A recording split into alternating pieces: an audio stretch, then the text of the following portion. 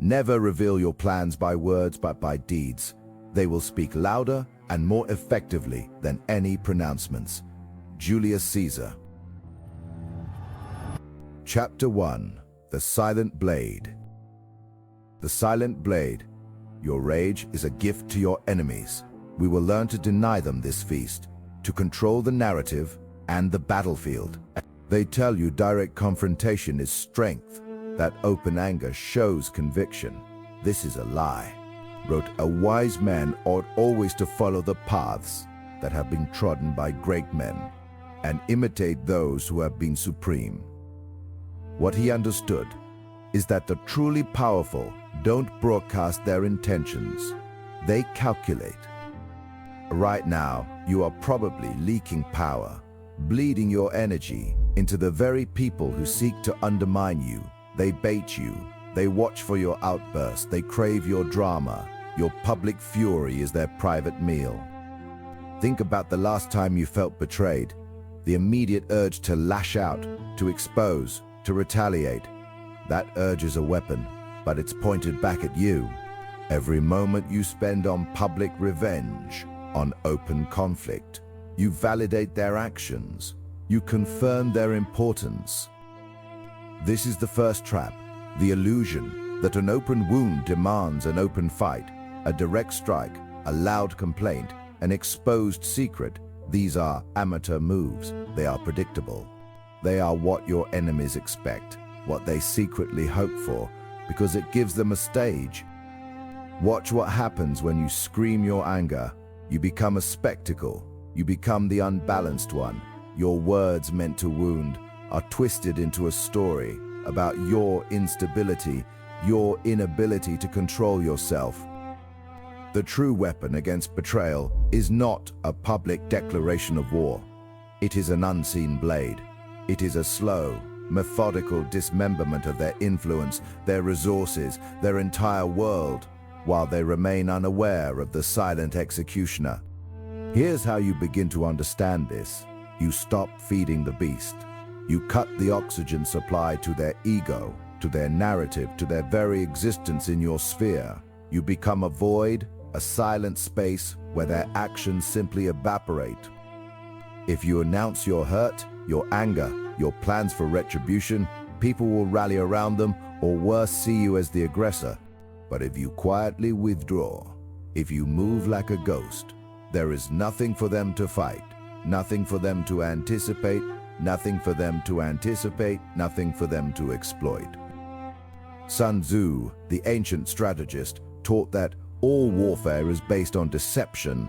He meant that the greatest victories are won before the battle even begins, by making your opponent irrelevant, not by openly fighting them. The silent blade makes them irrelevant.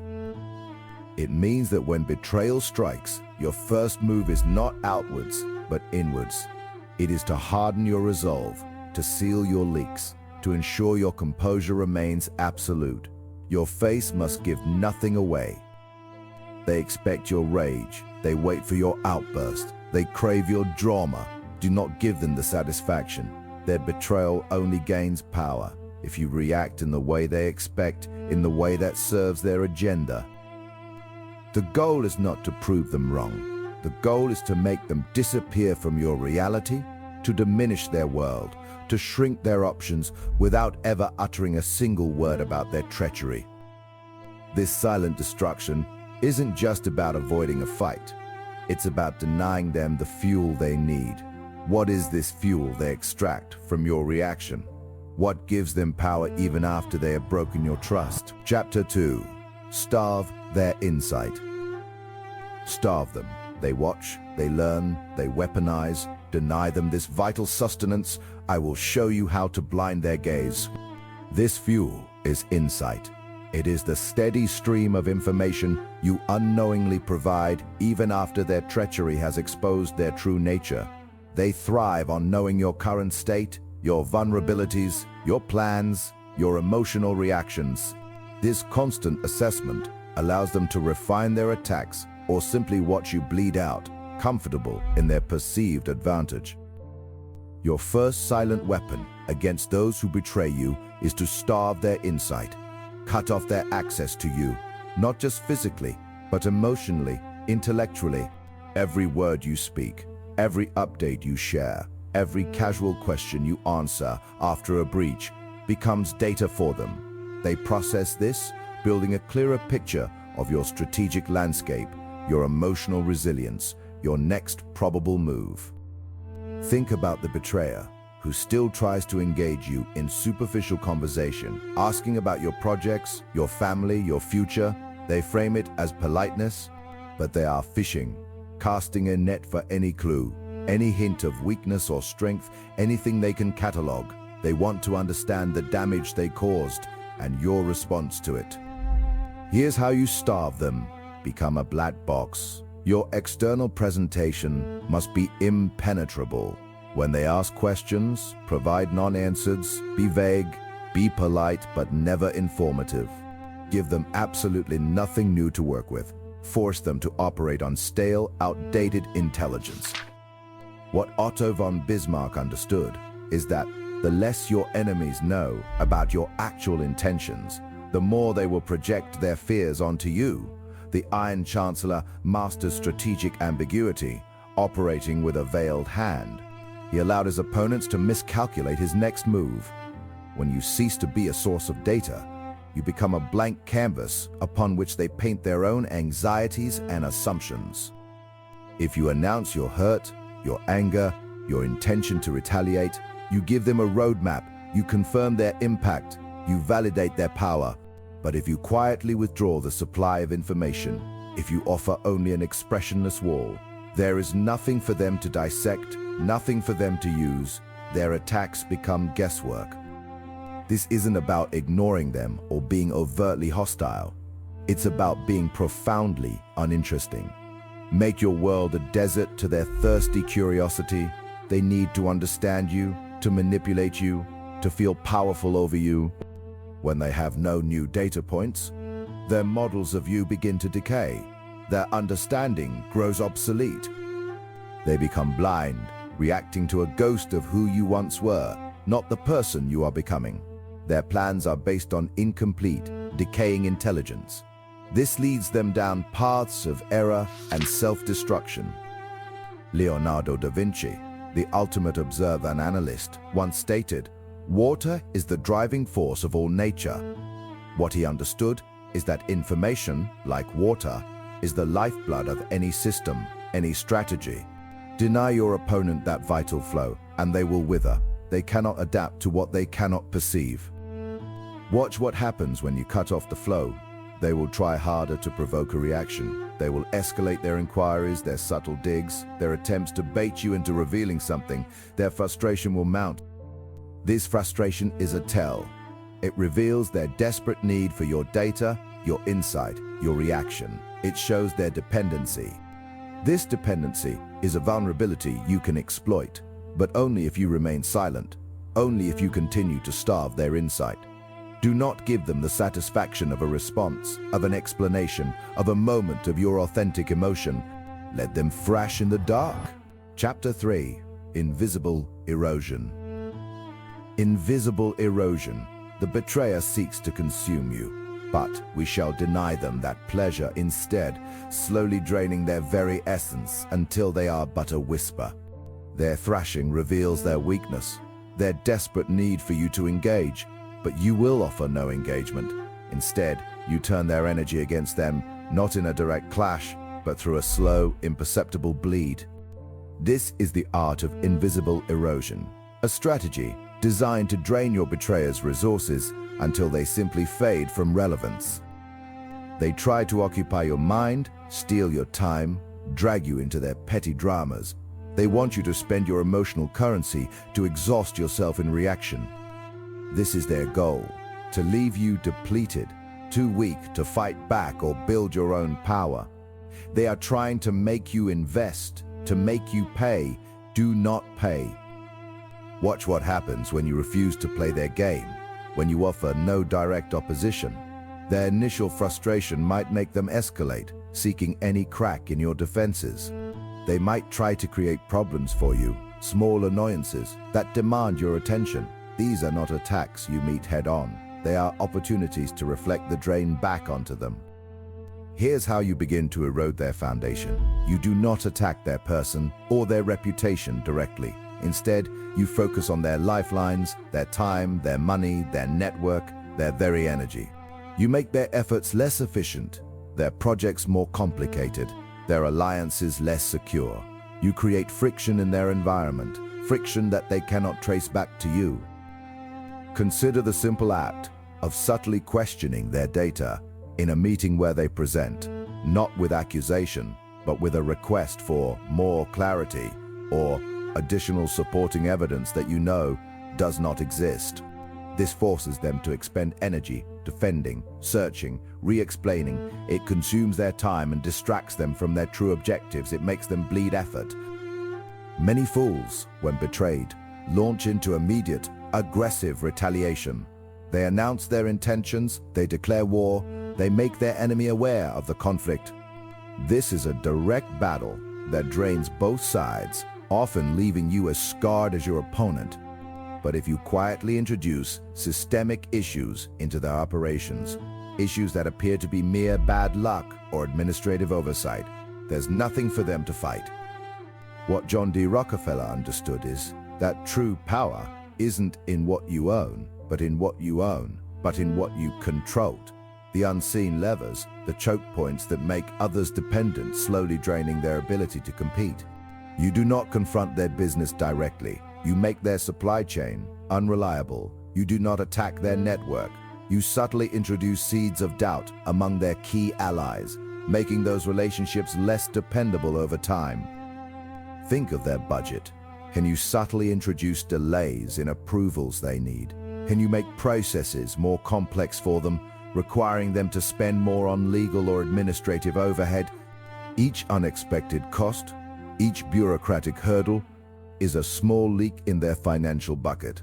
It's not your hand that pushes the cost, but the system you've subtly influenced. What Julius Caesar understood is that many wars are won not on the battlefield, but through attrition, through cutting off the enemy's resources and making them exhaust themselves against an invisible wall. You make their allies question their judgment by asking the right questions in the right ears, questions that appear innocent but highlight weaknesses. You make their work harder, not by direct sabotage, but by creating an environment where their efforts yield less. This erosion is patient work. It is not about a single dramatic blow, but 1,000 tiny cuts. Each cut is small enough to be dismissed as a minor inconvenience, yet collectively they drain the betrayer of their vital energy and resources. They will feel an increasing sense of struggle, a growing exhaustion, without ever being able to pinpoint the source. They will blame external factors, bad luck, or even their own incompetence. This self-doubt is another powerful form of erosion. As their resources dwindle, their frustration will grow, consuming more of their precious mental and emotional capital. Their ability to strategize, to focus, to even maintain composure will diminish day by day.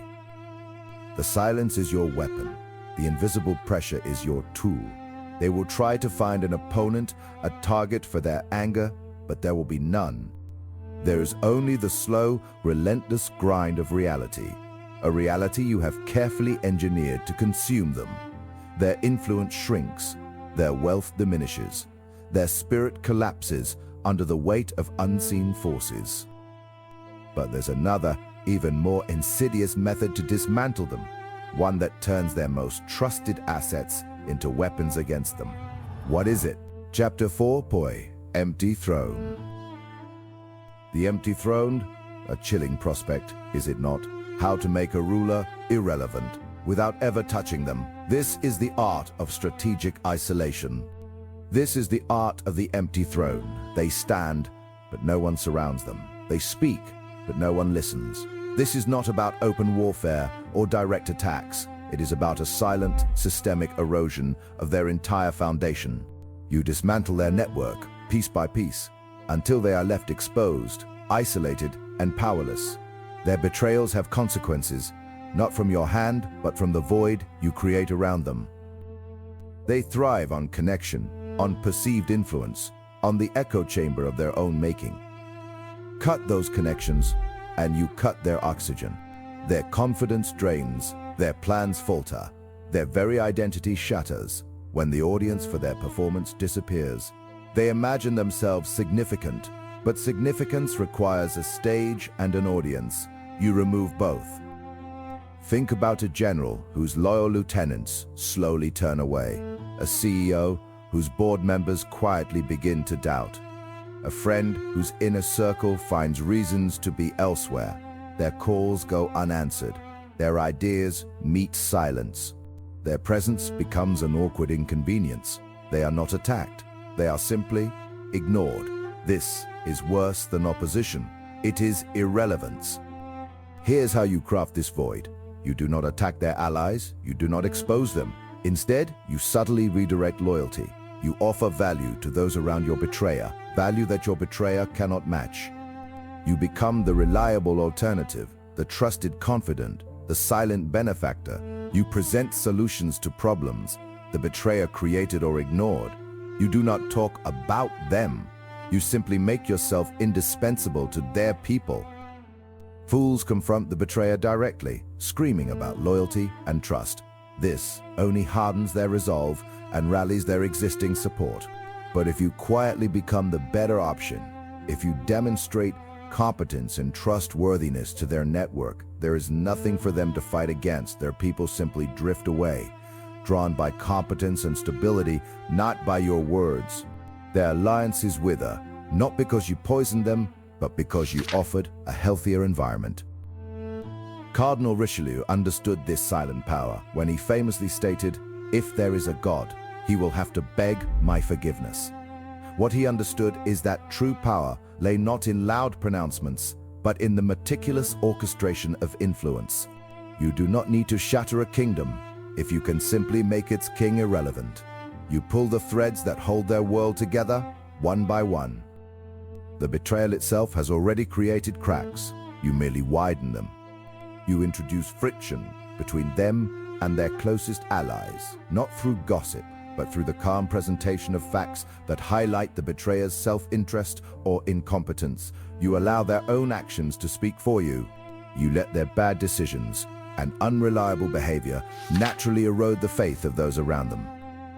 Queen Elizabeth I, facing constant threats to her throne, mastered the art of managing fealty without open conflict.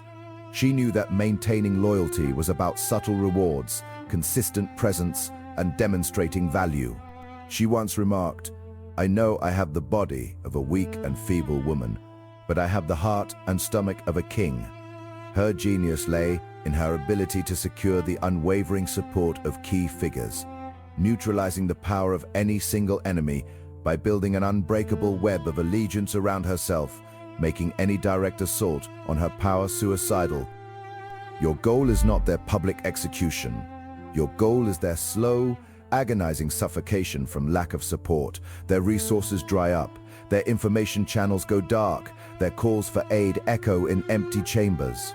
They are left with only their own self-serving voice, which becomes increasingly shrill, increasingly desperate, as the silence around them grows. They will try to rally support, to point fingers, to cry foul, but to whom? Their former allies are now listening to you, directly or indirectly. Their cries for help fall on deaf ears, because the very people they relied on have found a more stable, more promising alternative in you. This is the quiet coup, the gradual disarming, the systematic unmaking of their world. They realize too late that their betrayal has cost them everything, not because you took it, but because you provided a superior alternative to everyone else. Their throne is empty, and they are left standing alone in the vast, cold silence. But even this empty throne is not the final chapter. There are still residual powers, small pockets of influence, or desperate last moves they might attempt.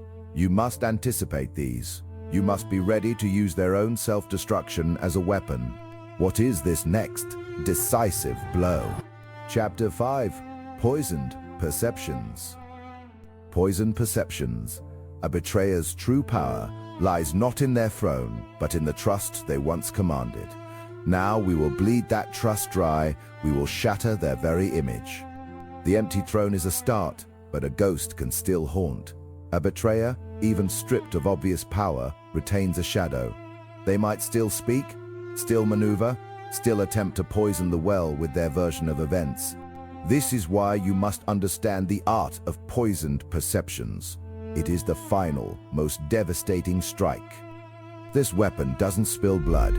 It bleeds away trust. It doesn't break bones. It shatters reputations. You are not fighting their physical strength or their remaining resources. You are targeting the very air they breathe, the way others see them, the belief in their words. Once their perception is tainted, their words become empty noise, their promises hollow. Think about the betrayer who attempts to rally support, to explain away their actions, to paint themselves as the victim.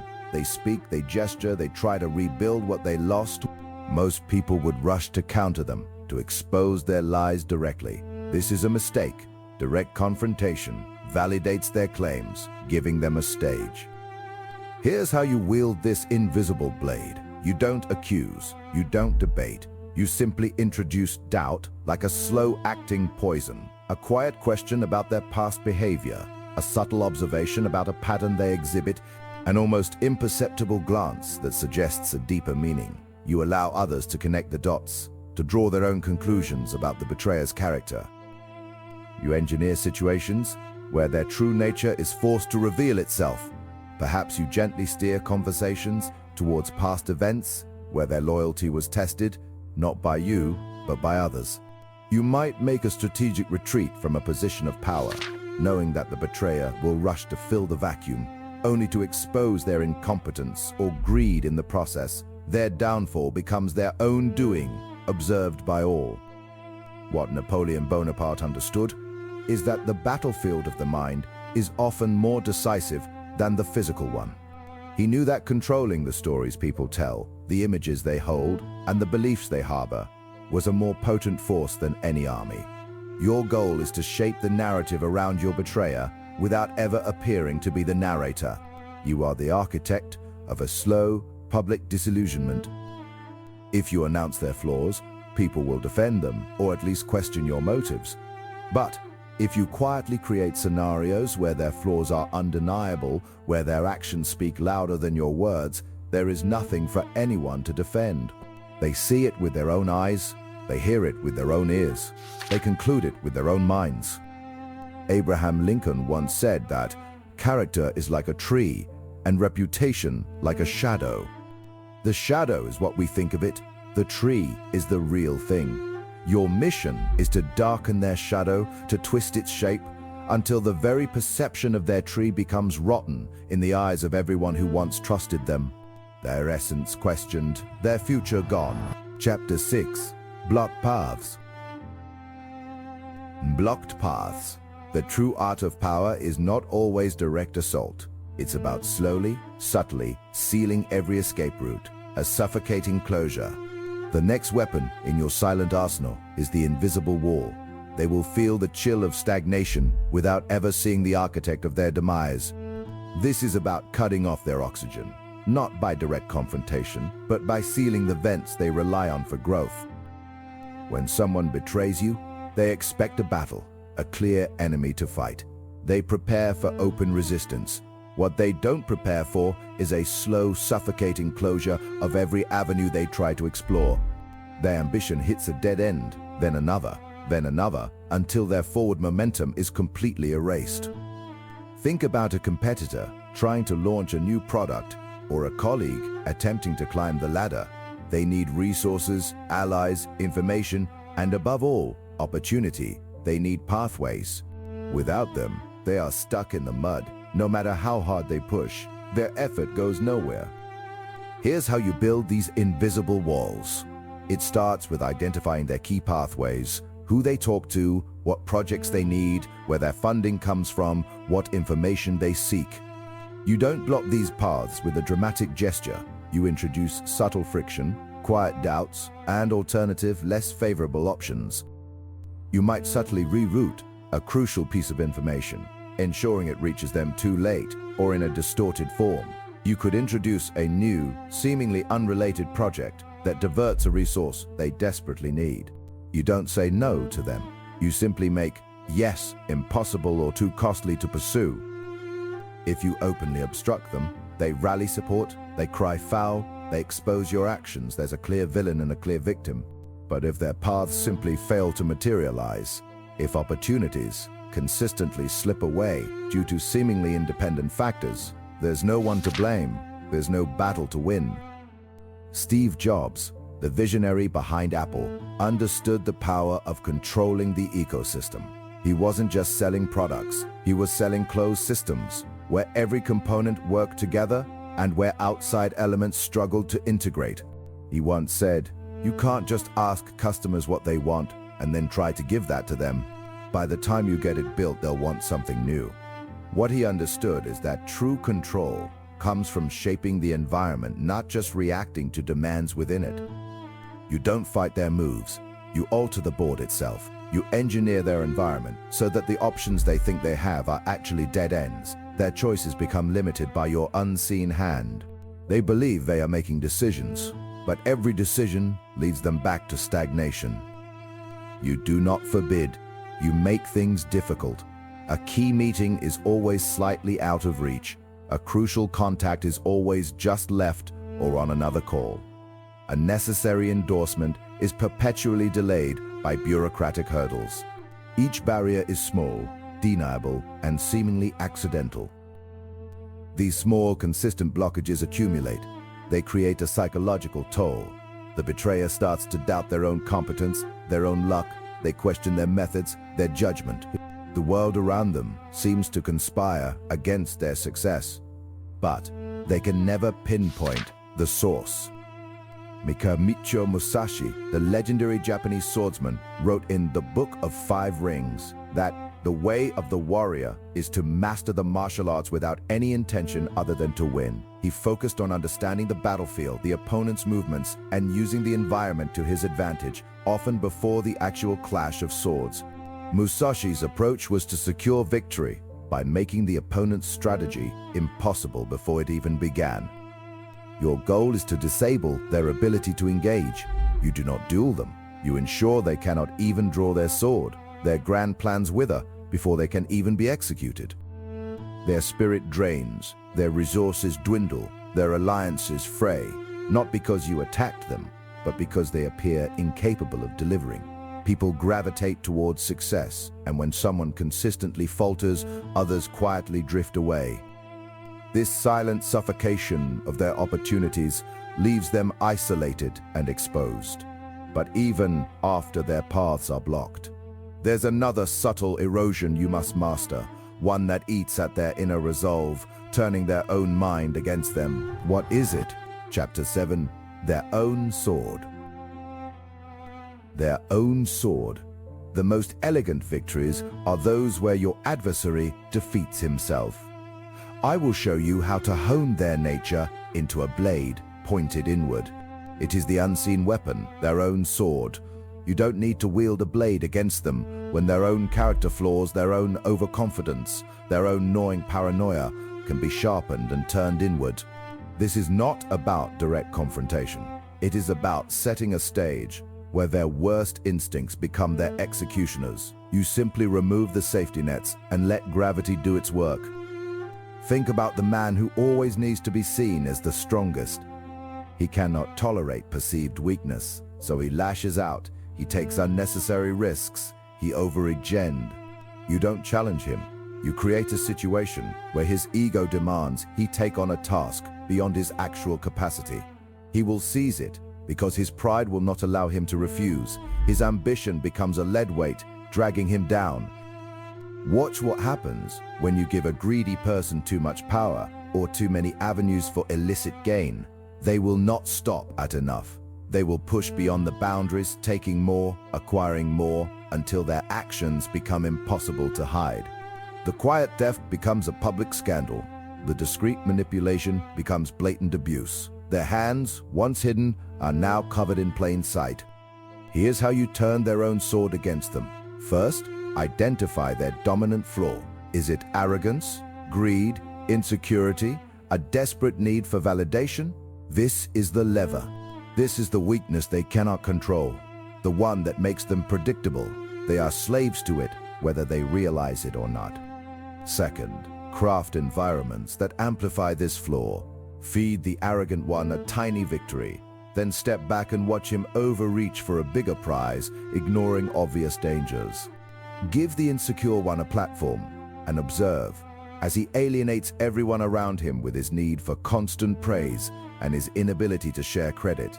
You are not pushing, you are merely creating the conditions for their self-destruction. If you verbally attack their character, they will defend themselves, gather allies, and frame you as the aggressor. They will rally support against your open hostility. But if you quietly engineer scenarios that reveal their true nature, there's nothing for them to fight.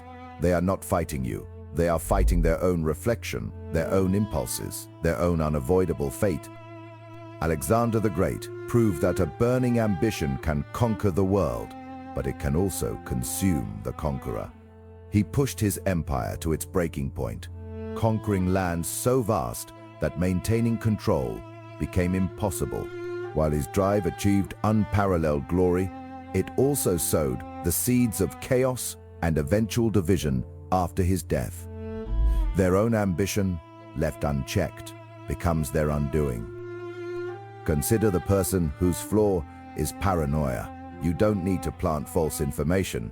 You just need to ensure certain truths reach them indirectly through multiple, slightly conflicting sources. Let them piece together a distorted reality. Let them imagine conspiracies where none exist, or exaggerate minor slights into grand betrayals. Their own mind, frantic to connect the dots, will create a nightmare of their own making. This is a subtle poison, not a blunt force. You want them to believe their downfall is purely a result of their own actions, their own bad luck, or the malice of others, never your influence. You become the silent observer, the one who saw it coming, the one who warned them in veiled terms. If you spoke at all, your hands remain clean. Marcus Aurelius wrote extensively about the importance of reason and inner calm, stating that the happiness of your life depends upon the quality of your thoughts. What he understood is that a mind devoid of self-control, flooded with unchecked emotions like rage or envy, will inevitably make poor decisions. You create the situations that overwhelm their reason, forcing them to operate from their baser instincts. You remove the external pressures that might have kept them in check. You subtly encourage their reckless behavior, or you simply fail to intervene when they are clearly headed for disaster. Let them take the bait. Let them walk into the trap they themselves designed, using their own desires as the law. This is the purest form of strategic control, letting them control themselves straight into the abyss. Their downfall is not your doing, it is their character. Their failures are not your fault. They are the natural consequence of who they are. You merely provide the stage, the lighting, and the audience. And when they finally collapse, broken by their own flaws, their own mistakes, their own choices, you are nowhere to be found. Your fingerprints are absent. This quiet, internal destruction leaves them with nothing but regret and self-blame. Chapter 8. The Long Game. Patience, the deadliest weapon. True power isn't swift, but a slow, invisible poison. Learn to orchestrate their downfall without them ever seeing your hand. That quiet, internal destruction leaves them with nothing but regret and self-blame. But even that, if it comes too fast, can be traced. The true master of silent annihilation understands that impact grows over time. It is not about a single punch, but 1,000 invisible cuts that slowly drain the life from your opponent, leaving them wondering where the blood went, who started the bleeding. They seek immediate gratification, a swift victory to soothe their wounded ego. This impatience is a weakness, a tell. It forces your hand, exposes your strategy, and gives them time to react, to adjust, to build their defenses. A hurried attack reveals the attacker. Think about the foolish gambler, desperate to win back losses, chasing every bad bet with more reckless abandon. They believe speed will erase their mistakes. Instead, Their haste compounds their errors, digging a deeper hole, making their downfall a public spectacle. They become their own worst enemy. Here's how you operate. You play the long game. You understand that the most potent forces in the universe are slow and relentless. Water carves canyons, rust eats steel, gravity pulls everything down. Eventually, your destruction of an enemy must mimic these natural laws. Inevitable, unnoticed, unstoppable. You plant seeds of doubt, not explosions. You create minor inconveniences, not major catastrophes. You chip away at their foundations, not their roof. You apply pressure in ways that are so subtle, so mundane. They can never point to a single act and say, that was it. That's when it started. Watch what happens when you consistently create small, systemic failures around them. A missed memo here, a delayed approval there, a forgotten detail in a critical report. These are not acts of sabotage, merely the natural inefficiencies of the system, amplified, directed, and never traced back to your hand. Warren Buffett, the legendary investor, built his empire not on grand, risky plays, but on the relentless power of compounding. What he understood is that small, consistent gains, applied over decades, lead to monumental wealth. Apply this same principle to destruction. Small, consistent pressures, applied relentlessly over time, lead to monumental ruin. While they are frantically trying to fix the small leaks, they fail to notice the structure itself is eroding. Their focus is always on the symptom, never the disease. They look for the dramatic betrayal, the obvious attack, while you are quietly reroute their resources, redirecting their allies and undermining their reputation. This patient approach grants you invisibility. There is no moment of confrontation, no battle to be won or lost.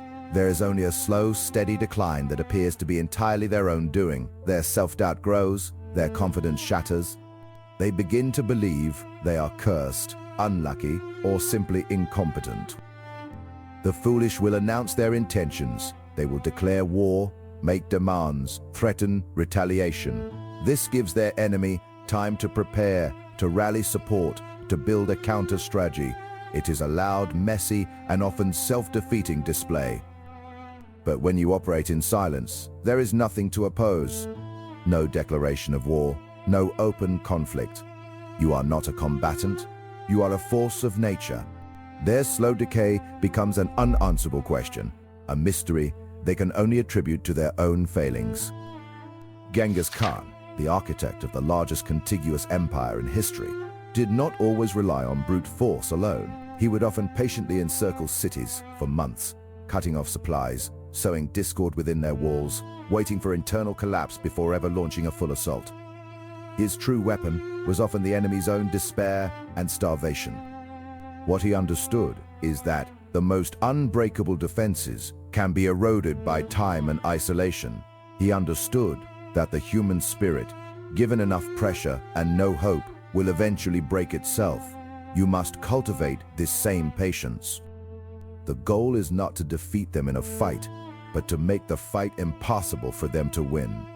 To ensure that, by the time they realize they are losing, they have nothing left to fight with, no foundation to stand on, and no idea who caused their collapse. Chapter 9. The Silent Emperor. Subtlety, my friends. The true prince knows that the mightiest empire crumbles not with a bang, but with a whisper. We shall learn to wield that whisper. The goal is not to defeat them in a fight, but to make the fight impossible for them to win. To ensure that by the time they realize they are losing, they have nothing left to fight with, no foundation to stand on, and no idea who caused their collapse. This is the art of the unseen emperor, the mastery of the silent hand. You become the weather, not the storm. They feel the shift in pressure, the cold wind, the slow drought, but they never see the one manipulating the atmospheric conditions. You have learned to starve their attention, to isolate their networks, to turn their own words and actions into the chains that bind them. You have seen how their ego, their need for recognition, their desperate scramble for validation becomes the very fuel for their undoing. These are not isolated tactics. They are pillars of a new reality you construct. Your silence is not absence. It is the presence of an absolute truth. Your stillness is not inaction. It is the coiled energy of a predator. You are not simply using these strategies, you are becoming the strategy. Every choice, every non-reaction, every whispered word you choose not to say carves out your dominion. Friedrich Nietzsche spoke of the will to power, not as brute force, but as the impulse to overcome, to shape, to assert oneself against chaos. What he understood is that true power does not seek to be seen, it simply is. It operates beyond the gaze of the weak, beyond their petty grievances and their need for public spectacle. Your power is the silent execution of your will. Betrayal is a debt. It accrues interest. It does not vanish because you choose to ignore it, or because they believe you have forgotten. It compounds in the shadows, waiting for the precise moment to be collected. Your lack of outward reaction is not forgiveness. It is the ultimate promise of retribution, delivered without a single word of warning. They will look for an enemy to blame. They will search for the source of their misfortune, their dwindling resources, their crumbling alliances, but they will find nothing. They will find only mirrors reflecting their own self-destruction, and that is the most agonizing torment you can inflict. There is no one to confront, no battle to win, only a slow, suffocating decline. You become the architect of their slow ruin. You are the shadow in their periphery, the subtle shift in the market, the quiet rumor that plants itself and grows. They will scramble, they will lash out, they will betray again in their desperation, but each move they make simply tightens the invisible noose you have already placed around their neck. This is the true meaning of being an emperor without a crown. You do not need to command armies. You command environments. You do not need to sit on a throne. You sit at the nexus of their vulnerabilities. Your reign is absolute because it is unseen. It is unquestioned because it offers no target. The game is played in whispers, in the spaces between what is said and what is done. It is played in the long game, in the patience that outlasts their short-sighted ambition. Mastery means they never even suspect they were playing a game until the board is empty and they are the only piece left. Socrates taught that the unexamined life is not worth living. What he also understood, though perhaps not in the context we apply it, is that true self-knowledge reveals not just virtues, but vulnerabilities. You are forcing your betrayers to examine their life, their choices, their flawed character. Through the lens of their own engineered downfall, they will see themselves for who they truly are. Internalize these principles. Make them part of your bone, your blood, your instinct. Let the calm, cold precision guide every interaction, every silence, every subtle adjustment you make. Erase the impulse to react. Erase the need for recognition. Embrace the shadow.